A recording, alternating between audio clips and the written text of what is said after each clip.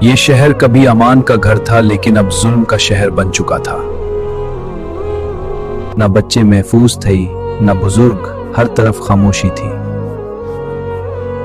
بعد میں ایک دن ایسا آیا، اس دن اذان بھی بند کروا دی گئی۔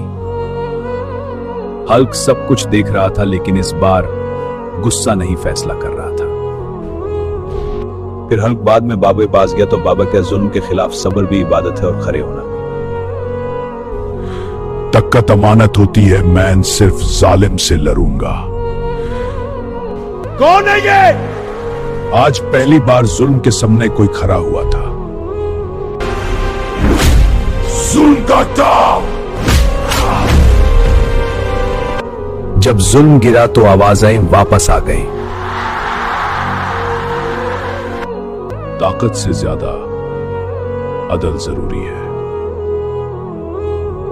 جب طاقت عدل بن جائے تو اللہ کی مدد نظر آتی ہے۔